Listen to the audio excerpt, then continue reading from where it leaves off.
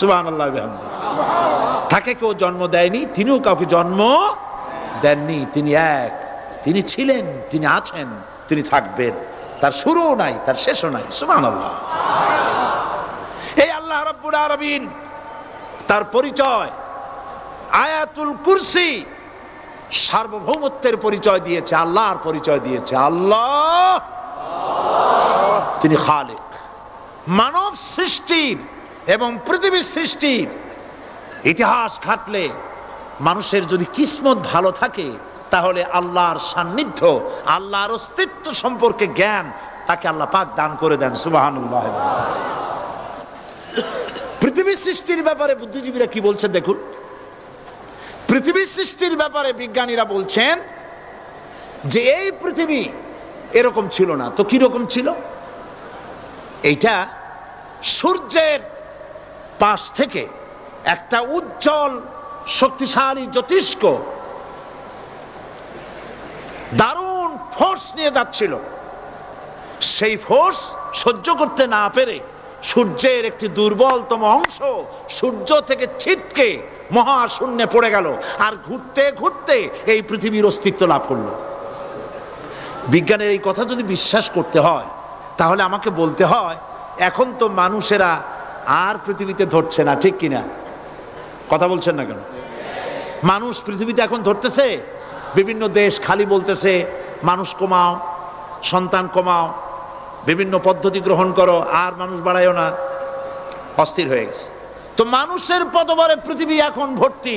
এখন কেন দয়া করিয়া আর একটা জ্যোতিষ্ক সূর্যের পাশ দিয়ে গিয়া আর একটা দুর্বলতম অংশ ছিটকে ফেলায় দিয়ে এরকম একটা পৃথিবী বানায় দেয় না?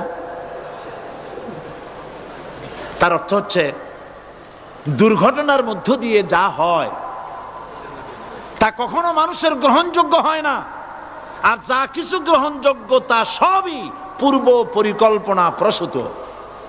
যেমন দৃষ্টান্ত দিতে গিয়ে আমি বলি, দুটো গাড়ি মুখোমুখি হয়ে অ্যাক্সিডেন্ট করলো, কাঁচগুলো ভেঙে ভেঙে চুরমার হয়ে গেল। এই মুহূর্তে চশমায় লাগানো যায় এরকম একটা সাইজ করা কাঁচ পাওয়া যাবে কি? পাওয়া যাবে? রেলগাড়ি অ্যাক্সিডেন্ট হলো, হাজার লোহার টুকরা পড়ে গেল, এক্ষুনি একখান কোদাল, একখান খন্তা, একখানা শাবল, একখানা দা, একখানা বটি অথবা জুতোয় মারার মতো একটা ছোট্ট পিনও প্রস্তুত আকারে পাওয়া যাবে কি? তাহলে বোঝা গেল অ্যাক্সিডেন্টের মাধ্যমে যা কিছু হয় তা মানুষের গ্রহণযোগ্য নয়, যা কিছু গ্রহণযোগ্য তা সব পূর্ব পরিকল্পিত। এখন আমি বলবো বিজ্ঞানীদের কথা মতো যদি সূর্যের কোনো দুর্বলতম অংশ মহাশূন্যে পড়ে এই পৃথিবী হয়ে থাকে তাহলে এটা পরিকল্পনার ভিত্তিতেই হয়েছে। সেই পরিকল্পনাকারীর নাম কি? বলেন নাম কি? তবে আমি আপনাদেরকে নিশ্চিত করে বলতে পারি সূর্যের কোনো দুর্বলতম অংশ ছিটকে পড়ে অ্যাক্সিডেন্টের মাধ্যমে পৃথিবী হয় নাই। মহাপরিকল্পনার মাধ্যমে সৃষ্টি জগৎকে টিকে রাখার জন্য আল্লাহ রাব্বুল আলামিন আলাদাভাবে পৃথিবীকে সৃষ্টি করেছেন। বিজ্ঞানের কথার সাথে কোরআন শরীফের যদি কন্ট্রাডিকশন হয় তাহলে কার কথা মানবেন? বিজ্ঞান না আল্লাহ? জোরে বলেন বিজ্ঞান না আল্লাহ? বিজ্ঞান বলছে, কোন সময় বলে পৃথিবী ঘোরে, কেউ বলে সূর্য ঘোরে, কেউ কয় আমরাও ঘুরি। এখন আসলে ঘোরে কে? ফয়সালা কার কাছ থেকে নেবেন? আল্লাহ রাব্বুল আলামিন কোরআন শরীফের ভিতরে বলেছেন, লাশ-শামসু ইয়ামবাগি লাহা আন তুদরিকাল কামারা ওয়ালাল লাইলু সাবিকুন নাহার ওয়া কুল্লুন ফি ফালাকি ইয়াসবাহুন। প্রবল জ্ঞানী হইবে যাহারা, আপন মনেতে বুঝিবে তাহারা, রাত্রি পারে না আগে যাইবার, দিনের স্থান করি অধিকার। চন্দ্র বাদে না সূর্যের গায়েতে, সূর্য পারে না চন্দ্রকে ধরিতে, যার যে স্থান বহাল রাখিয়া ভ্রমণ করিছে খোদাকে ডরিয়া।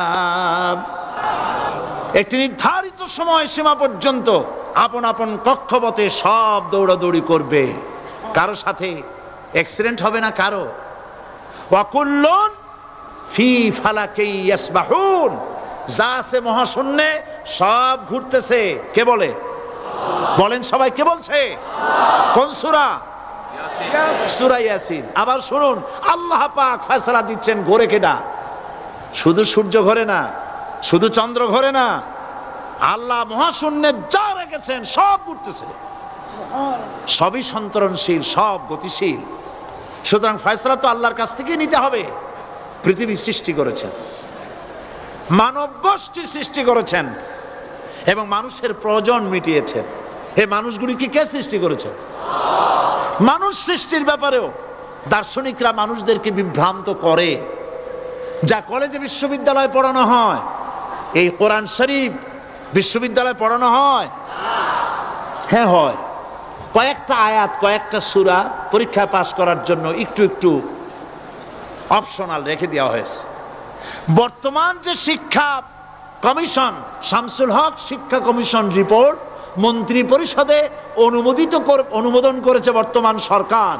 এই শিক্ষানীতিতে বলা হয়েছে ক্লাস 1 থেকে নিয়ে ক্লাস 5 পর্যন্ত ধর্মীয় শিক্ষা দিতে দেওয়া হবে না। তাহলে ক্লাস 5 পর্যন্ত যদি ধর্মীয় শিক্ষা না থাকে, তাহলে ক্লাস 6-7-এ ওঠার পর আলিফ জাওরা বাজাবরবা আনাকুম জানাকুম ছেলেরা পড়বে? মেয়েরা পড়বে?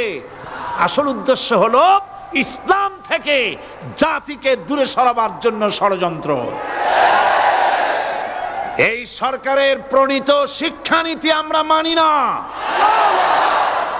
আপনারা মানেন? যেই মাদ্রাসা মানুষের চরিত্র সৃষ্টি করে, বর্তমান সরকার সেই মাদ্রাসাগুলি একটা একটা করে ধ্বংস করার পরিকল্পনা গ্রহণ করেছে। সুতরাং আসল শিক্ষা হলো কোরআনের কাছে। আসল শিক্ষা কোথায়? কোরআনের কাছে। কোরআন যদি শিখানো হতো, কোরআন যদি শিখানো হতো কলেজে বিশ্ববিদ্যালয়, তাহলে গতকাল চট্টগ্রাম বিশ্ববিদ্যালয় থেকে যেসব ছেলেরা বিশ্ববিদ্যালয় কর্তৃপক্ষ কর্তৃক বরাদ্দকৃত, হাইজ্যাক করা নয়, বরাদ্দকৃত 4খানা বাস দিয়ে কোরআন শুনতে আসতে চেয়েছিল, বর্তমান সরকারের তথাকথিত সোনার ছেলেরা আসতে দিল না। কোরআন যদি তারা পড়তো, তাহলে কোরআন শরীফ শুনতে তারাও আসতো। কপাল পোড়া। জোরে বলেন কি? আরো জোরে বলেন কি? কপাল পোড়া। সব ভালো লাগে, কোরআন ভালো লাগে না। এদেরকে শিখানো হয়েছে, আরে তোমরা তো মানুষ না। বলে আমরা কি? তো তোমাদের ডারউইন বাবাজি বলে নাই, শোনো নাই? কি পড়ো টড়ো তোমরা, বুদ্ধি শুদ্ধি রাখো না। ডারউইন বলেছে, থিওরি অফ ইভলিউশনের মধ্যে বলেছেন মানুষ মানুষ না। বলে কি? মানুষ হলো বান্দর। কপাল পোড়া। কি কপালে লেখা থাকে? কাজে কামে প্রকাশ হয়ে যায়। ডারউইন বলল মানুষ মানুষ না। আল ফ্রয়েড বললেন মানুষ হলো মানুষ, মানুষই ঠিক, তবে মানুষ হলো সেক্স সর্বস্ব জীব। সেক্স সমস্যার সমাধান করলে মানুষের সব সমস্যার সমাধান হয়ে যাবে। কার্ল মার্কস বললেন মানুষ হলো পেট সর্বস্ব জীব, পেট সমস্যার সমাধান করে দিলে সব সমস্যা শেষ। আর ডারউইন বললেন মানুষ মানুষই না, মানুষ কি? বলে বান্দর। ওরাং ওটাং শিম্পাজি আর ব্যাং থেকে মানুষের উৎপত্তি হয়েছে। আমি যখন জীবনের প্রথম শিম্পাজি দেখলাম, ওরাং ওটাং দেখলাম, তখন আমি মনে করেছি যে ডারউইন খামোখা ভুল করে নাই। এইটা দেখেই ও মনে করেছে যে এই হচ্ছে আমার মাতামহের গোষ্ঠী, এই হলো পিতামহের গোষ্ঠী। আপনারা একটু মাথা কাটায় চিন্তা করেন, মানুষ যদি বান্দর থেকে হবে, আজও বানর ফরেস্ট এরিয়া আছে কিনা বাংলাদেশে? চিল্লায় বলেন আছে কিনা? তো মানুষ যদি বান্দর থেকেই হবে, আপনারা কি কোনোদিন দেখেছেন যে একটা বান্দরের কোমর পর্যন্ত মানুষের মতো হয়ে সারছে? আর কিছুদিন গেলেই পুরা মানুষ হয়ে যাবে। গলা পর্যন্ত মানুষের মতো হয়ে গেছে, আর কদিন গেলেই মানুষ হয়ে যাবে। দেখছেন কখনো? আচ্ছা আপনারা বলেন, পাবদা মাছ আপনারা চট্টগ্রামে কি বলেন? পাবদাই বলেন। পাবদা মাছ দেখতে কি মাছের মতো লাগে? বোয়াল মাছের মতো। কোন পাগলে কি বলছে কথা যে বোয়ালের পূর্বপুরুষ পাবদা? পাবদা খাইয়া খাইয়া আস্তে আস্তে বোয়াল হয়ে গেছে, এ কথা কেউ বলে? আচ্ছা, শোলের যে ছোট সাইজ, শোল মাছ, গজাল মাছ, এর যে ছোট্ট সাইজ ভর্তা করে খায়, শুটকি বানায় খায়, ওগুলোর কি বলে? টাকি মাছ। এই টাকি মাছ দেখতে শোল মাছের মতো। কেউ পাগলকে আজ পর্যন্ত বলেছে যে শোল মাছের পূর্বপুরুষ টাকি, টাকিগুলা সার মার খাইয়া আস্তে আস্তে শৌলে পরিণত হয়ে গেছে? কেউ বলেছে কখনো?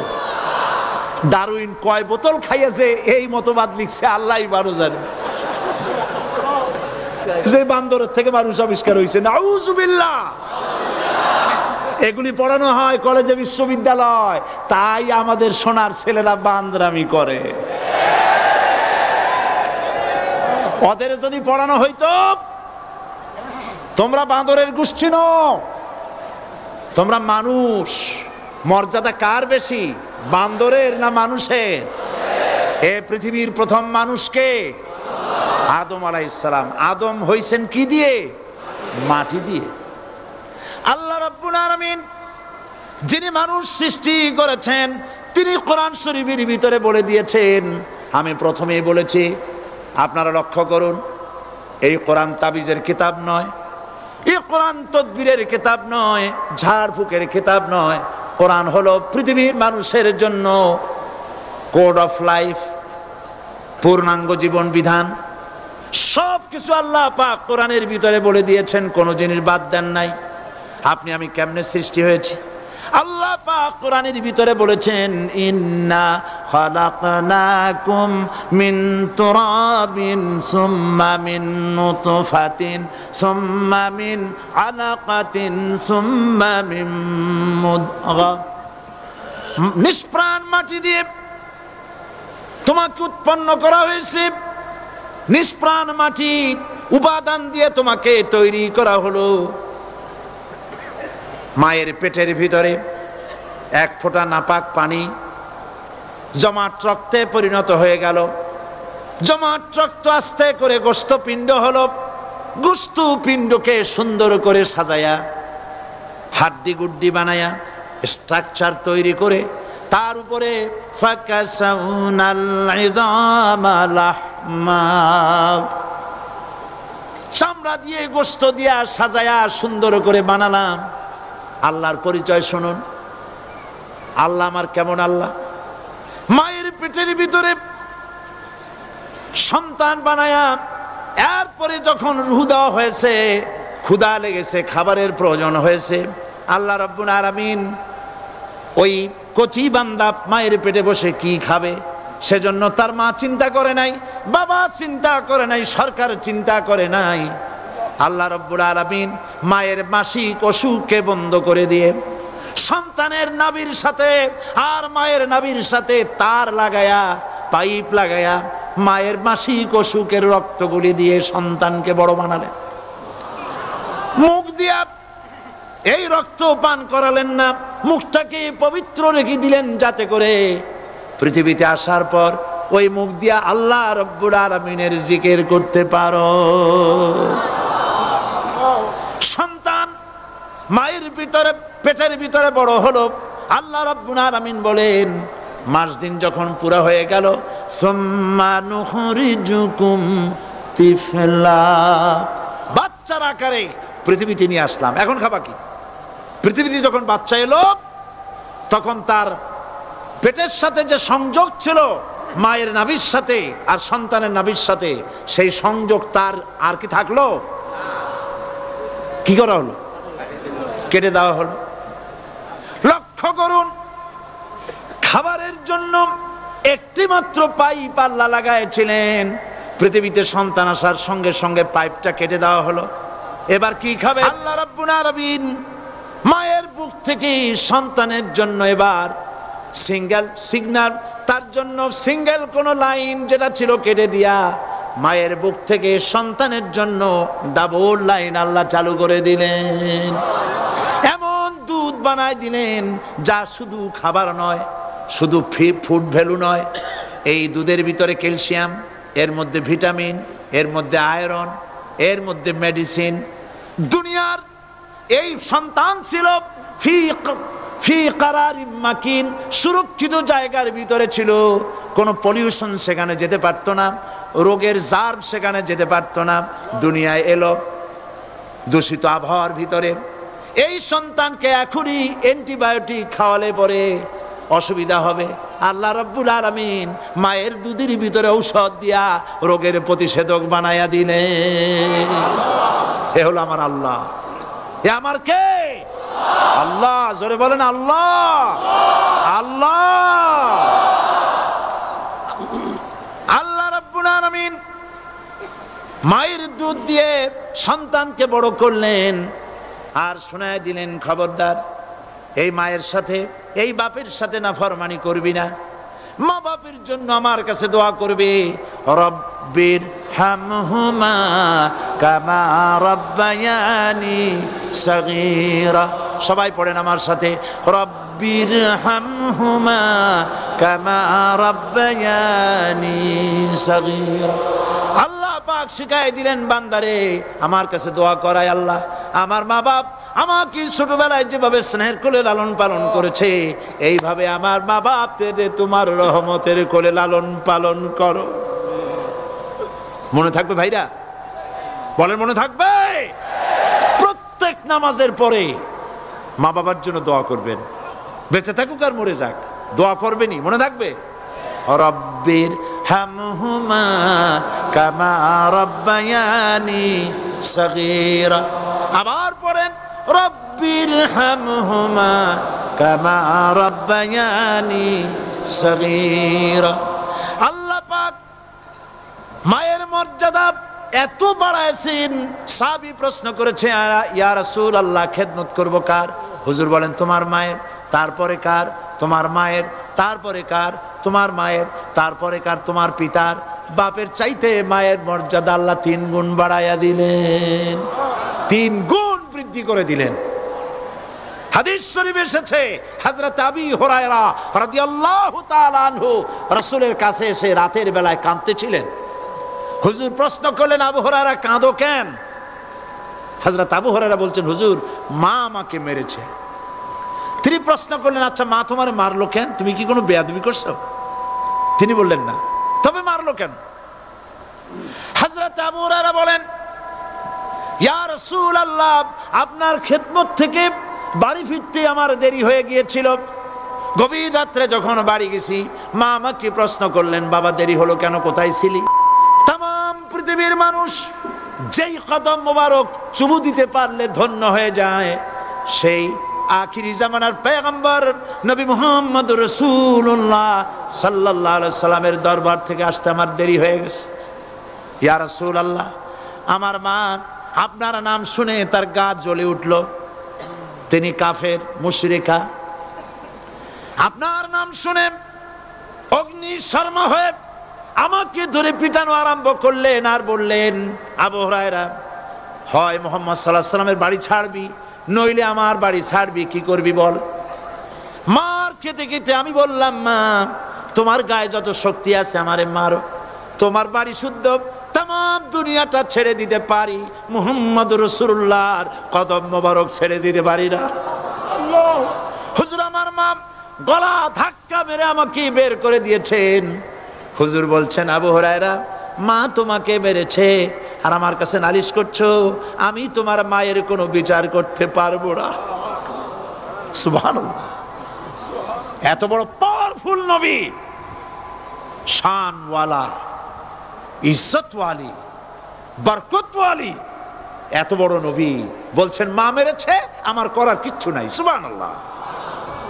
তোমার মা মুশরিকা হোক আর যাই হোক, তোমার মা। সুবহানাল্লাহ বলেন। আমার বন্ধুগণ, হযরত আবু হুরায়রা বলেন, ইয়া রাসূলুল্লাহ মায়ের বিরুদ্ধে কোনো অভিযোগ নিয়ে আমি আপনার কাছে আসি নাই। হুজুর বললেন, কেন আসছো বলো খুলে। আবু হুরায়রা বলেন, হুজুর আমি জানি আপনি আল্লাহর দরবারে যদি কোনো ব্যাপারে হাত তোলেন আল্লাহ মঞ্জুর করে ফেলেন। আপনি দয়া করে আমার মার জন্য দোয়া করেন, আল্লাহ যেন হেদায়েত দিয়ে দেন। আমার নবীজি দুখানে হাত উত্তোলন করলেন, বললেন, আল্লাহুম্মা ইহদি উম্মা আবি হুরায়রা, আয় আল্লাহ আমি দোয়া করতেছি আবু হুরায়রার মাকে হেদায়েত নসিব করো। হুজুর হাত তুলে মোনাজাত করছেন, আবু হুরায়রা দৌড় দিলেন বাড়ির দিকে। কয়েকজন সাহাবী হযরত আবু হুরায়রার জামা টেনে ধরেছে, এই ভদ্রলোক দৌড়ায় কেন? এত শান্ত মানুষ, কখন কখনো গরম হয়ে কারো সঙ্গে কথা বলে না। এই মানুষটা দৌড়ায় কেন? কোনো বিপদ হইল নাকি? জামা টেনে ধরে বলে, আবু হুরায়রা দৌড়াও কেন? হযরতে আবু হুরায়রা বলেন, জামা ছেড়ে দাও, কোনো বিপদ আমার হয় নাই, আমি দৌড়াইয়া বাড়ি যাই দেখতে চাই।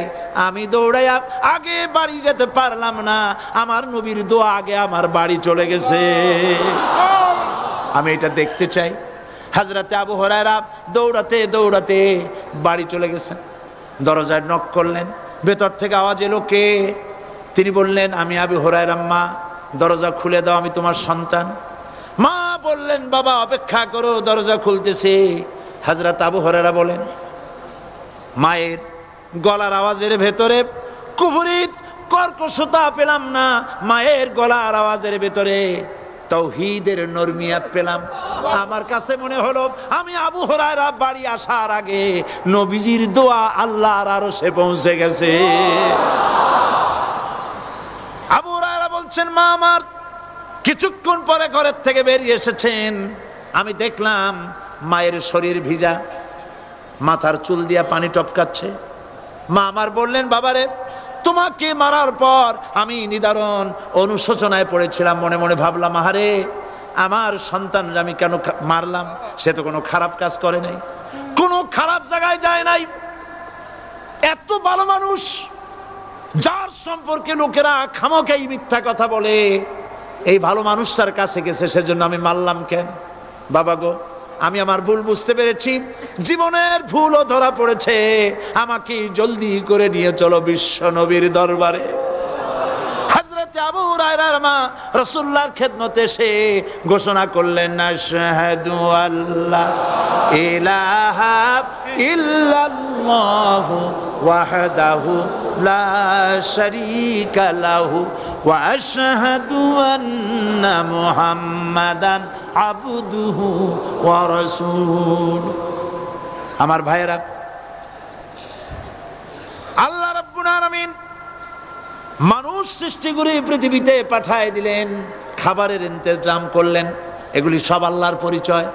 আল্লাহরে চেনার জন্য বড় বড় কিতাব ঘাটা লাগে না, কিসমতে যদি থাকে দুই একটা দৃষ্টান্ত যথেষ্ট হয়ে যায়। সুবহানাল্লাহ, সুবহানাল্লাহ, দুই একটা দৃষ্টান্ত যথেষ্ট।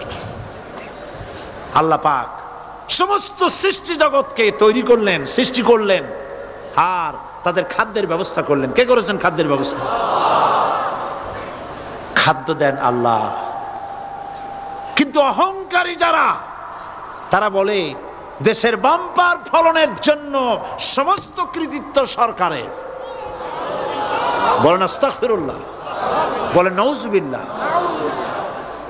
এদের একজন বলছিল, 3 বছর কিছু দিবার পারুম না,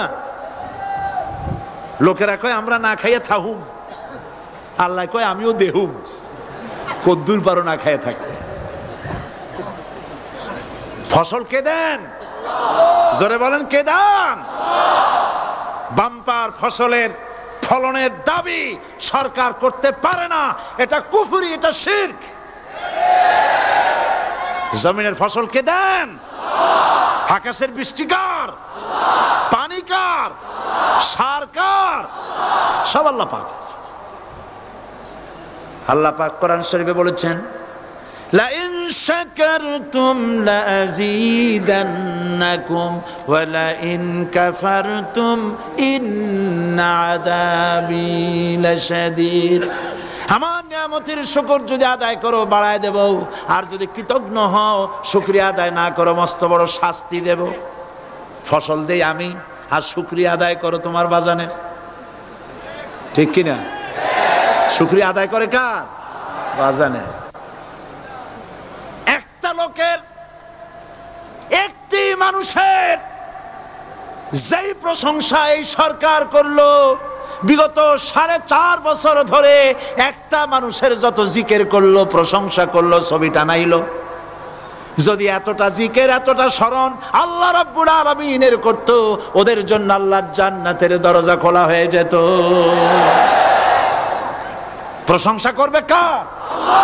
চিল্লায় বলুন, আল্লাহ পাকের প্রশংসা করো। খেতে দেওয়ার মালিক তিনি। আল্লাহ পাক বলছেন, আল্লাহকে তার পরিচয় আল্লাহ তুলে ধরেছেন, ওয়ামা মিন দাব্বাতিন ফিল আরদি ইল্লা আলাল্লাহি রিজকুহা। এই পৃথিবীর ভিতরে এমন কোন বিচরণশীল জীব নাই যার রিস্কের দায়িত্ব আমি আল্লাহ গ্রহণ করি নাই। সুবহানাল্লাহ বলবেন না? রিস্কের দায়িত্ব কার হাতে? আচ্ছা দেখুন তো, পৃথিবীর সমস্ত সরকারের কাছে বিভিন্ন মন্ত্রণালয় আছে না? খাদ্য মন্ত্রণালয় বলে কোনো মন্ত্রণালয় আছে কিনা? আছে। খালি কয় খামু আর খামু। খাদ্য মন্ত্রণালয় আছে, থাকার পরেও মানুষ না খাইয়া মরে, ঠিক কিনা? এবার একটু তাকান তো, জ্ঞানের চক্ষু দিয়া তাকান। ফরেস্ট এরিয়া, বাঘ আছে কিনা? নাই। সিংহ আছে কিনা? গন্ডার আছে কিনা? হাতি আছে কিনা? বিশাল বিশাল প্রাণী আছে কিনা? জঙ্গলে ছোট্ট প্রাণী থেকে, পোকা থেকে শুরু করে গন্ডার পর্যন্ত, টুনটুনি পাখি দিয়ে শুরু করে ঈগল পাখি পর্যন্ত, নদীর ভিতরে ছোট্ট চুনু পুঁটি থেকে শুরু করে তিমি মাছ পর্যন্ত। প্রাণী তত্ত্ববিদরা বলেছেন সমুদ্রের ভিতরে এমন এমন বড় বড় তিমি আছে যে একটা তিমির ওজন 5000 টন পর্যন্ত হয়ে যায়। 5000 টন তিমিটার ওজন। এর যখন বাচ্চা হয় তখন বাচ্চার দৈনিক দুধ লাগে 50 থেকে 60 মণ পর্যন্ত। কে ব্যবস্থা করে?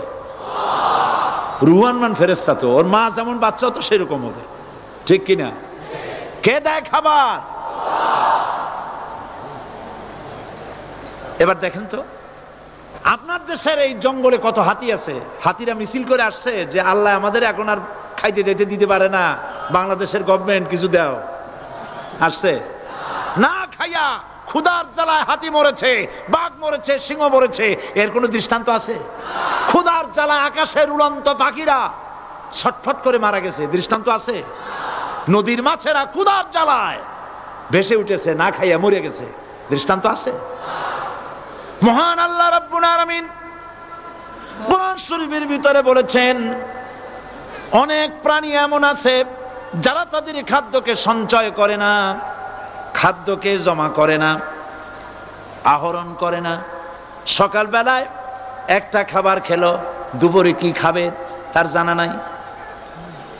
শকুন পৃথিবীর মাটি থেকে 3 মাইল উপরে ওড়ে, তার চোখকে আল্লাহ পাক এত তীক্ষ্ণ বানিয়ে দিয়েছেন।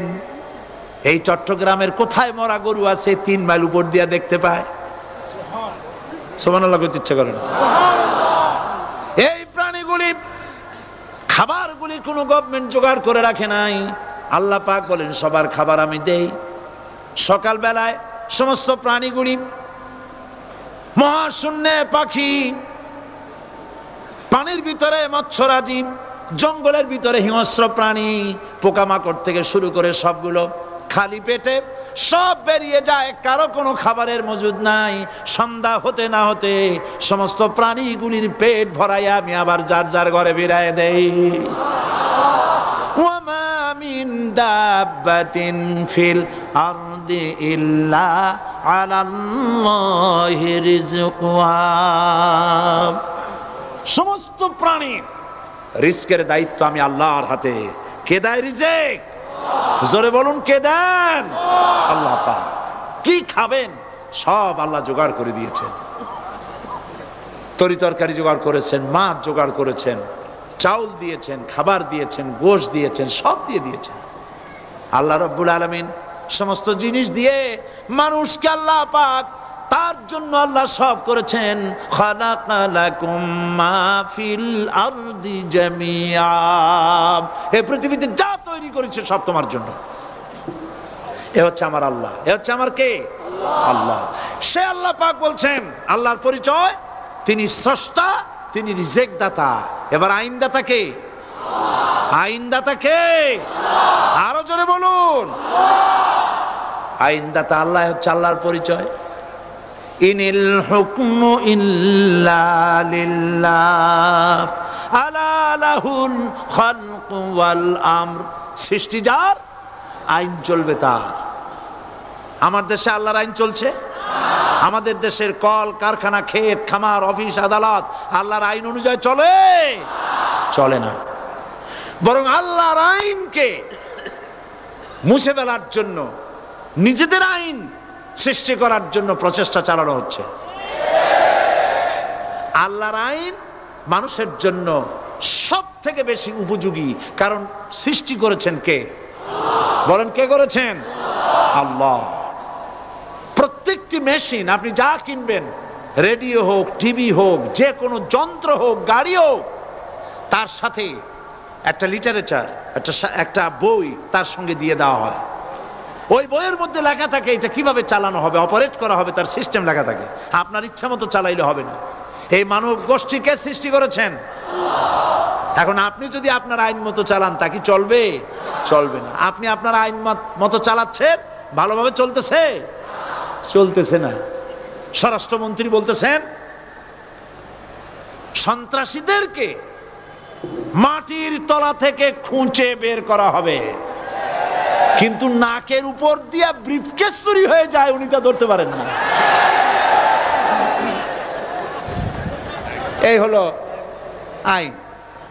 অনাবরত খুন হচ্ছে, অনাবরত সন্ত্রাসী তৎপরতা চলছে, আর ওনারা বলছেন আগের থেকে এগুলি চলে আসছে, একজনের খুনের বিচার না হইলে এরকম খুন তো হইতেই থাকবে।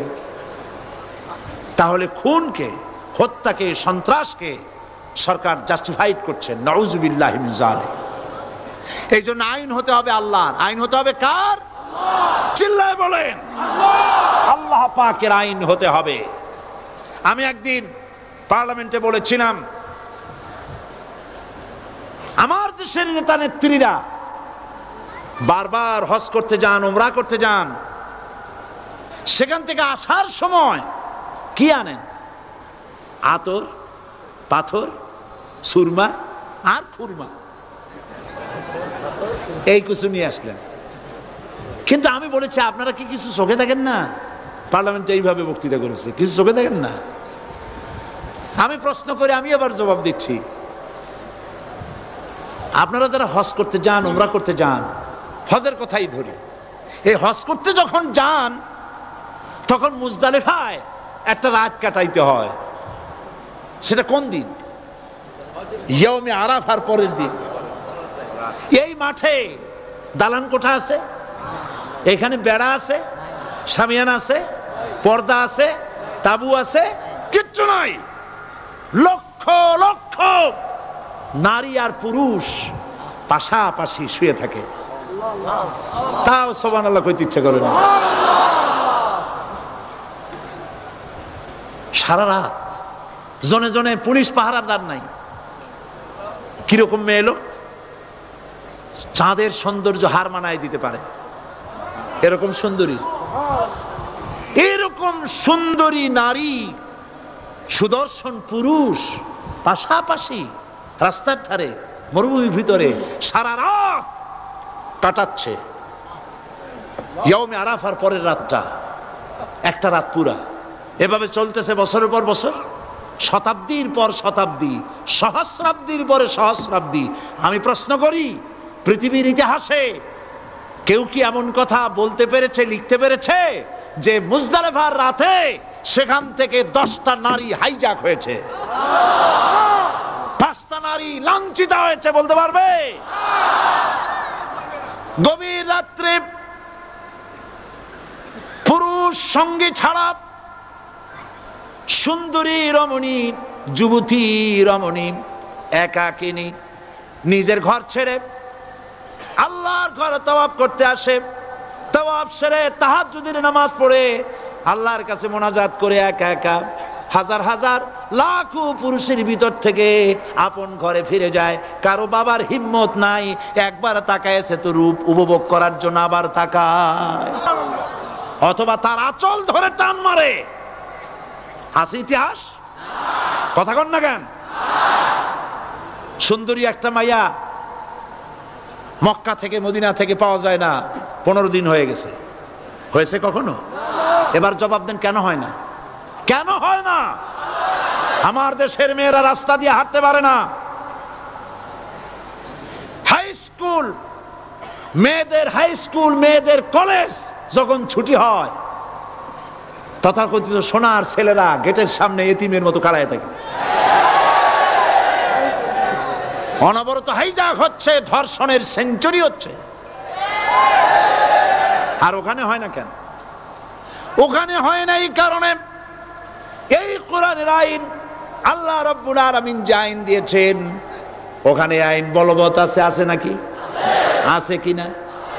কোন পুরুষ কোন নারীকে ধর্ষণ করেছে যদি প্রমাণিত হয়, সে যদি ফাহাদের ছেলে হয় আর ফাহাদের মেয়ে হয়, কোরআনের শাস্তি হলো পাথর মেরে উড়াইয়া দাও।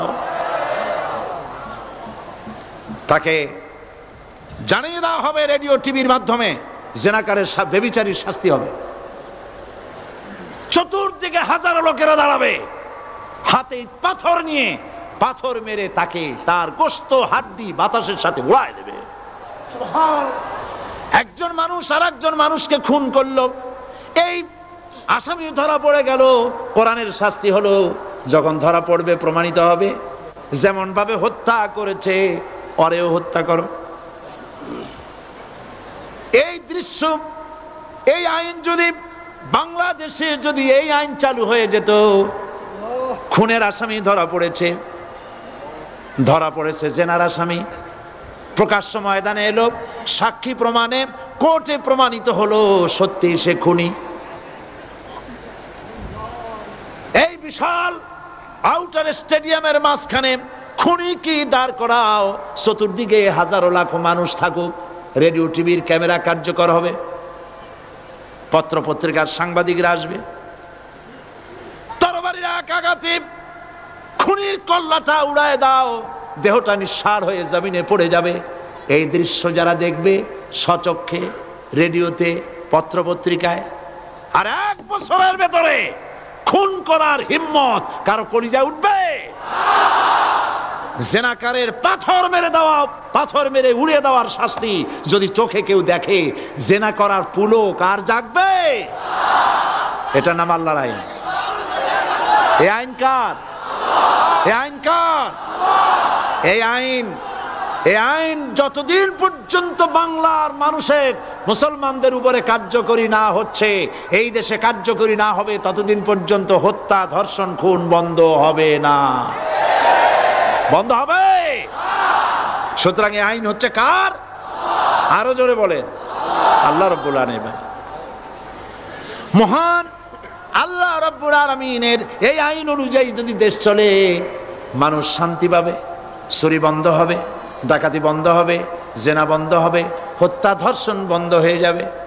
নবীজি এমন একটি আইন চালু করে দিয়ে, কোরআনের বিধান চালু করে দিয়ে এমন একটা সমাজ চালু করেছিলেন, যেই সমাজ সম্পর্কে হুজুর নিজে বলেছেন, খায়রুল কুরুনে কারনি, সর্বশ্রেষ্ঠ যুগ হলো কার যুগ? আমার যুগ। সুবহানাল্লাহ বলেন।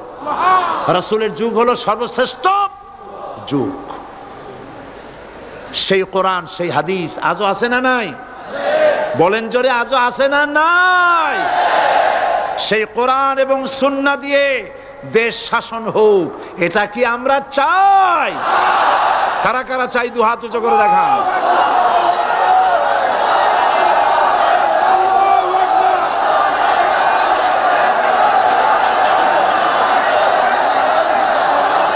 আরে ভাই, আপনারা দাঁড়ায় গেলেন কেন? বসেন বসেন।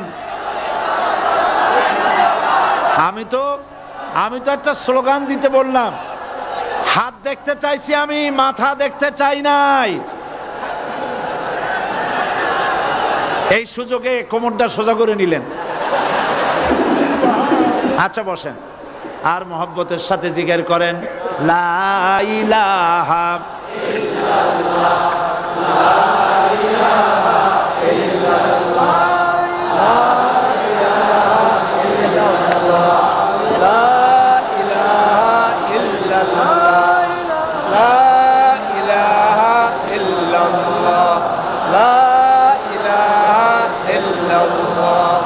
জোরে সরে সবাই জিকির করেন লা ইলাহা ইল্লাল্লাহ, লা ইলাহা ইল্লাল্লাহ, লা ইলাহা ইল্লাল্লাহ, লা ইলাহা ইল্লাল্লাহু মুহাম্মাদুর রাসূলুল্লাহ।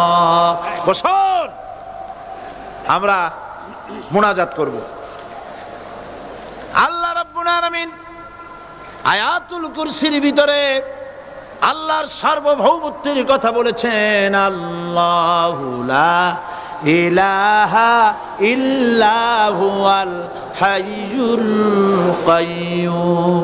পড়েন আমার সাথে সবাই, আল্লাহু লা ইলাহা ইল্লা হুয়াল হাইয়ুল কাইয়্যুম। আল্লাহ হচ্ছেন যিনি ছাড়া কোনো ইলাহ নাই, তিনি শাশ্বত চিরঞ্জীব। সুবহানাল্লাহ বিহামদি। আগামীকাল এর বাকি অংশ আমি আপনাদের সামনে আলোচনা করব ইনশাআল্লাহ। জোরে বলেন ইনশাআল্লাহ। দাঁড়ানো ভাইরা বসেন।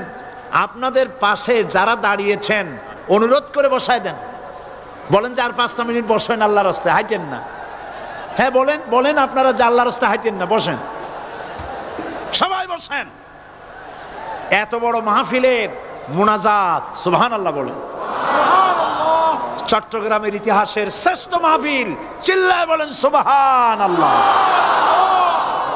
গোটা বিশ্বের কোরআনের শ্রেষ্ঠ মাহফিল, বলেন সুবহানাল্লাহ।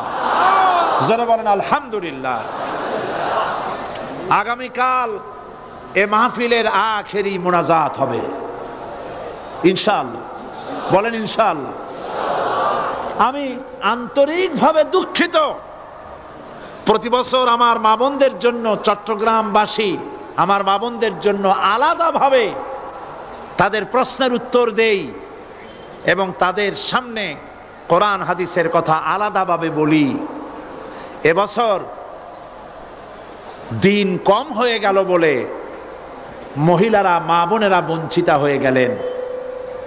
শিশু কিশোরদের জন্য আলাদাভাবে সমাবেশ করা হয়, তাও বঞ্চিত হয়ে গেল। এই বিশাল তাফসীরুল কোরআন মাহফিলের বরকত থেকে চিটাগংবাসীকে যারা বঞ্চিত করলো, আল্লাহ তাদের হেদায়েত নসিব করে দিন। যদি হৃদয় থাকে,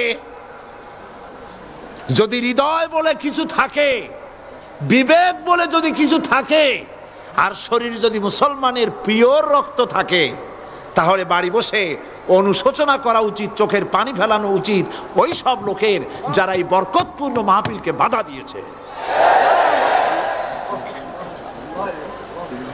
আর যাদের কলজার মধ্যে আল্লাহ মোহর মেরে দিয়েছে, এগুলোর তো হেদায়েত হবে না। যাদেরকে আল্লাহ পাক তৈরি করেছেন জাহান্নামের জন্য, ওদের কাছে মাহফিল অসহ্য, সহ্যই হবে না। নাউজুবিল্লাহ বলেন। চট্টগ্রামবাসীর জন্য তাফসীরুল কোরআন মাহফিল নিয়ামত। এই নিয়ামত কিয়ামত পর্যন্ত আল্লাহ টিকায় রাখুন, বলি আমিন। আগামীকালের আখেরি মোনাজাতে সমস্ত মুসলমান চতুর্দিক থেকে আল্লাহ পাকের নারা লাগাতে লাগাতে আসবেন। আল্লাহু আকবার, নারায়ে তাকবীর। গোটা চট্টগ্রাম, গোটা চিটাগং শহর আগামীকাল কোরআনের মিছিলের শহর হবে ইনশাআল্লাহ।